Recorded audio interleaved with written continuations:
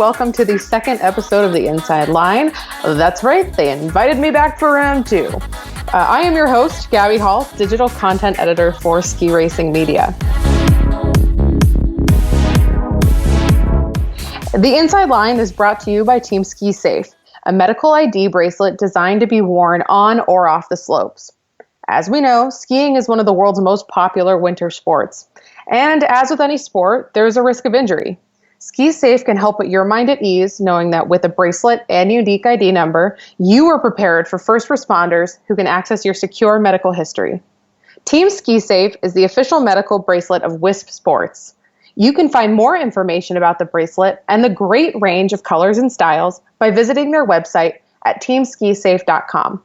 And when you order your bracelet, remember to mention the Inside Line. So, first off, if you haven't listened to the first episode of this podcast, I totally encourage you to go back and listen to it. We had U.S. ski team speed star Jackie Wiles on the show, and she and I talked about summer adventures and her prep for the Olympic season. It was a really great conversation, so I hope you'll go back and take a listen.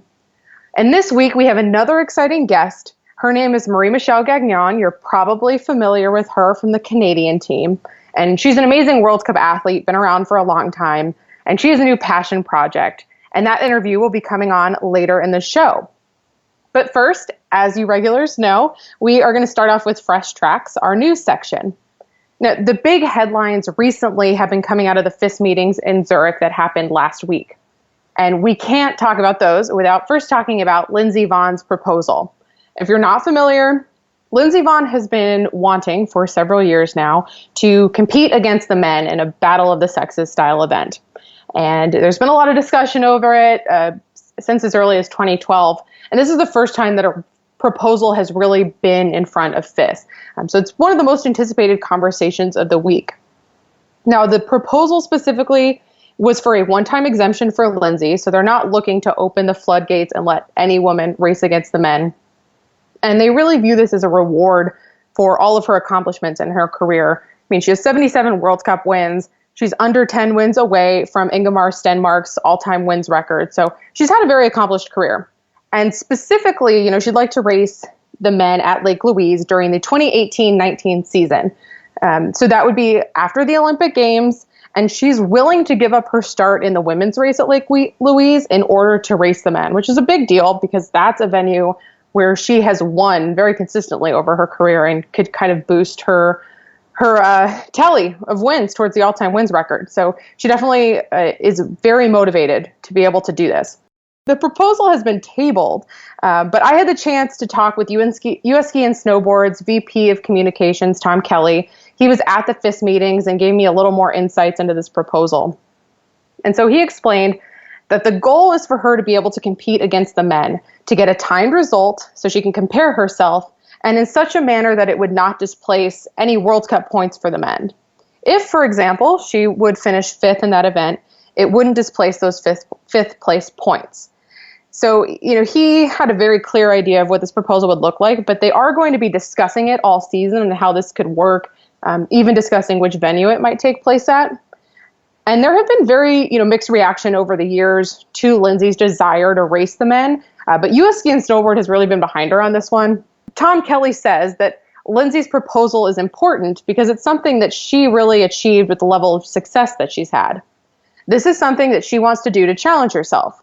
This is something that we, as her national team and organization, really want to support. Like I said, this Alpine Executive Board has tabled this until the spring meetings in Greece.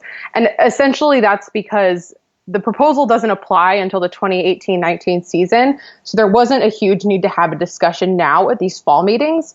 But the FIS has this proposal in front of them. So it can be discussed throughout the season. There's an opportunity for US Ski and Snowboard and Lindsey to make their case. So it's optimistic. Tabling doesn't necessarily mean a negative thing. They didn't say no completely to the proposal. So the fire is still lit. The proposal is literally still on the table for discussion this coming May. So we'll have to see how that unfolds. And of course, I will be covering that all season if anything interesting arises. So you'll have to stay tuned on this show. And the second big thing that came out of the FIS meetings, which I thought was really interesting because I didn't know was on the table, is a pregnancy rule. Now, like I said, I wasn't aware this was up for discussion. But it was a rule to create new protections for pregnant athletes. And it's really an adoption of rules that exist in disciplines like cross country, where you have athletes like world champion Keegan Randall, who took off the 2015-16 season to have a child and then returned in 2016-17. And, the current rules for point protection, they cover things like injury, military service, even some educational reasons. And the thought was that, pregnancy isn't an injury, so they wanted to craft language to accommodate that. And they have no reason to suspect that the FIS Council that approves all these decisions will turn it down when they meet in November. But, fans of the sport are pretty aware that it isn't a very common occurrence for a woman to get pregnant and then continue racing. I mean, a lot of alpine skiers retire and then start families.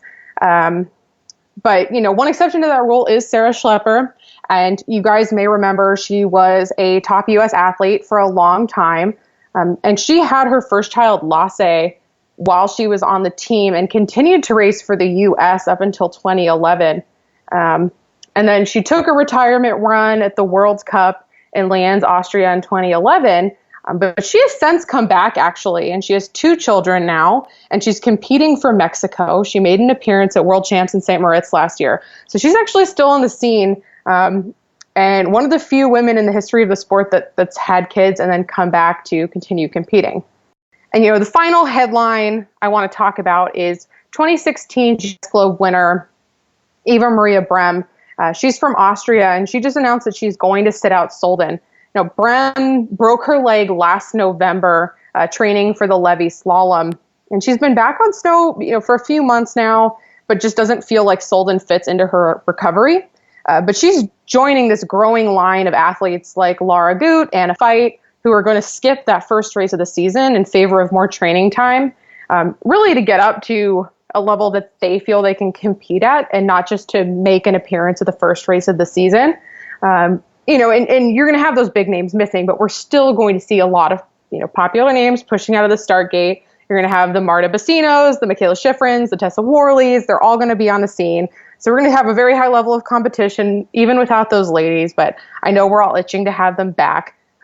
If you haven't listened to my first episode, I'm a big fan of Goot puns, so you need to go listen to me talk a little bit about that. But now that you've heard all the headlines, I want to jump into our guest in the mixed zone. Marie-Michele Gagnon, who goes by Mitch, is a member of the Canadian national team. She's originally from Quebec, made her World Cup debut nearly 10 years ago, and has won 2 World Cup races during that time, both in Alpine combined. Now, not only is Mitch preparing for the 2018 Olympic Winter Games in Pyeongchang, but she's also just launched this new business focused on creating a more accessible training program for racers and recreational skiers. So I'm really excited to have Mitch on the show. Thank you so much for being here, Mitch. You're welcome. Thanks for having me. So, I want to kick things off talking about this new project, Alpine Strength, that you launched just recently. Can you talk to me a little bit about what that project is and what's happening with that? Yeah, this is an idea I've had over the last 2 years, and it finally kind of all came together because I have this amazing trainer, who's also a coach that kind of stepped in. He said, I'll help you write those programs. He's the expert. He knows everything. And then I have my friend and former teammate, Gagnon, who's an amazing photographer and website designer, who's like, okay, I'm going to help you out. I love to do this kind of artistic stuff. So I had the people behind me because I knew it was an Olympic year and I don't have a lot of time to consume, getting it ready. But they have their hope. The goal of this thing is I knew I needed to share the love because, like I said, I just started working with Alejo 2 years ago, and this was something that I always kind of, I thought our team needed, was to include more ski-specific exercises in our summer training. And Alejo's really, really good on that. And as soon as I felt the difference, I knew I needed to share love with the whole ski racing community and just all the skiers in general, because we can get fit and ready for this winter and ski season. So that was the whole idea. And then obviously developed into more and more details because we divide into 2 categories. The ski racers and the recreational skiers. Mm-hmm. And the ski racers, we have age groups. So like 12 and under, 12 to 14, and 14 plus. Basically, we want to take care of all the kids before they get to fifth, if we can, and even further on, because some kids are in fifth and they still want to get fit, and it's a really good program for them. And then further on to the recreational skiers, we made two levels of difficulty. We called it the blue square and the black diamond because that's very fitting for skiers. But the blue square is kind of tailored towards the normal skier to get fit, and the black diamond is the person like who really loves to work out and like almost wants like a full athlete program. Mm-hmm. So yeah, that's the whole idea behind Alpine Strength. Nice. Sounds like you've been keeping very busy this summer. Yeah. Yeah. When you say, these are very ski specific, training programs, can you talk a little bit about the difference between what sets it apart, I guess, from a regular training program? What makes it specific? Yeah. So just to give you an example, like we used to do a lot of Olympic lifting, and we are always getting strong. But like movements you do in skiing are so hard to replicate when you're summer months. Mm-hmm. So that's what he helped us do into. So like, for example, like slack on me, but movements of like skiing, like forwards on the side, and then it's kind of made it fun too. Like with I'd have to show you a ton of videos to really show you what it means. But it's like just replicate the forces and movements that skiing does to the summer training. It's all kinds of fun things that we can do. Are they a lot of the things that you do during your off season? I know you and Travis have a pretty unique training program when you're home in Tahoe. Yeah, totally. It's like a mix of some of my stuff, some of his stuff, some of Alejo's ideas that he's had brewing in his head for forever. Mm-hmm. For sure, like we are trying to make it more accessible to the younger kids for now. So more like the first 3 weeks, for example, is more simple stuff, and then as we get going into the program, it gets more challenging every time. And for sure, like some of the videos that Alejo had me do for the kids, I had to retake a couple times because it was challenging. So by the end, it definitely gets challenging, and at the beginning, it's just like kind of learning the pattern and all that stuff. So I think I hope the kids are going to like it, and I hope they're going to feel really strong after it, because that's our goal. And talking about the young kids on your website, I noticed that you said, this is an effort to bridge the gap between junior racers and World Cup racers. And I was wondering, does it mean at all that you see a disconnect between what it takes to be a successful junior athlete and what it takes to be a successful World Cup athlete? I mean, do you see these workouts as a way to help athletes get to the next level? It's to help them. I wouldn't say that there's this bridge that's like not getting crossed. It's happening all of those young ones coming up. But this is just helping them to be more professional at a younger age. You see, like, for example, Kayla Schifrin, she's been doing the right thing since she was probably like 8 years old. Mm-hmm. So we want to take those kids and kind of give them the right program from 8 years old. And that's the idea. It's like to have someone that's really committed, but like we're making those programs like boring. You have to have fun when you're going to do those programs, because Alejo is just like the ultimate happy guy. He's always like interesting and fun to do, as well as learning. So it's kind of the best of both worlds. Like you're being professional, but you still have fun doing it. Absolutely. And I'm curious, just as you launch this heading into the season, is physical training and sort of this fitness industry a career path that you see yourself going potentially once you retire from World Cup skiing? Yeah, this is something I really am interested in. I love fitness, I love nutrition, and I kind of want to have this fitness/travel adventure business, hopefully later on. But yeah, this is totally the beginning, the stage. Like this is just, we're doing this for fun for now because I'm super focused on skiing still. And that's why I was able to move forward with it, because I had Alejo and Anna's help with it. So I know that I'm not going to be stressed about it this season because I can rely on those people. And and just kind of start putting my name out there as far as the fitness lover and so on. Absolutely. But like you said, you're going to be skiing a few more years, so I don't think we have to worry about you leaving the circuit anytime soon. But obviously, I want to talk a little bit about skiing and your prep for the season. And one of the things that became very apparent last season is that you're kind of upping your game in the speed disciplines. I mean, you've always been strong in alpine combined, but you did the Olympic test events, Super G and downhill in South Korea.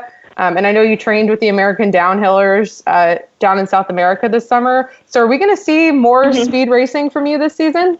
Yeah, that's exactly what my plan is, because this year is an Olympic year. And like you said, alpine combined, those are the disciplines, but this is the discipline that I've had podiums in. And being an Olympic year, I need to focus on that discipline. So for me to get better in alpine combined, I needed to train more speed, because literally every time I was entering a speed race or a super combined, I had no training. I just was relying on my GS skills and just not being very scared to perform well. But now I need the mileage, I need to run the skis, and I need to train with the better skiers than me, so I can learn the speed discipline. And I'm actually, that's my goal. I've been having so much fun this summer. I fell in love with skiing more than ever before. Downhill, Super G, you get to the bottom and it's this adrenaline rush that's not comparable to anything in skiing. And hopefully throughout the next few years I can kind of migrate that way into speed, and for sure keep the GS and super combined, but maybe slalom is going to go to the side a little bit. Who knows? Yeah, absolutely. And so for our listeners who don't know, Mitch has been dating American speed skier Travis Gagnon for a long time. Both obviously very successful World Cup athletes, a real power couple on the white circus. And I was curious, as you do more speed, do you find yourself going to Travis for a little bit of advice, since he's been, in those disciplines for so long? Yeah, so we actually got to train together in La Parva last week. So it was really interesting because we were training in the same course, and I was able to be were you tucking through there, or were you how far were you jumping? Just to kind of comparing, and it was pretty interesting to see. For sure, guys carry more speed. They're bigger, they're stronger. But just to see what kind of line he was going for, or what. Sometimes I actually at night I'd be come watch my video, and then I make him watch my video and give me some tricks. I was what do you think? I know my coaches have been telling me things, and for sure it's very helpful. But just to hear it from someone like him who has so much experience and knows me so well, it was really cool. So hopefully I can utilize his skills further on for the rest of my career. Definitely. And you guys have both now skied the Olympic track over in South Korea.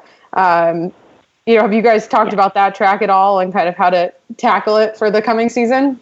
Well, one thing at a time, actually. It's not like we spend our whole summer talking about skiing, because sometimes we just need a break from the whole ski world. But I'm sure once we get closer to it, we will. And actually, last year, he was there in South Korea when we had our World Cup there. He was forerunning. So we did talk about it then, just not since. But I'm sure we'll talk all about it once we get there. You don't talk about ski racing all the time? Oh, gosh. Yeah. And so kind of on this Olympic note, you've competed in 2 Olympic Games before. And I'm curious, what's your favorite part of competing in an Olympic Games? What makes those special for you? Well, I would say that all of a sudden, the whole Canadian team is there, all the sports.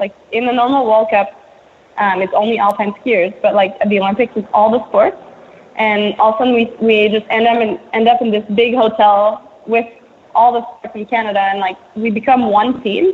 And when another sport has a medal or has really good success, and we kind of feel elevated from that, I would say. So just to feed off of my big Canadian team, I guess. That's my favorite part about it.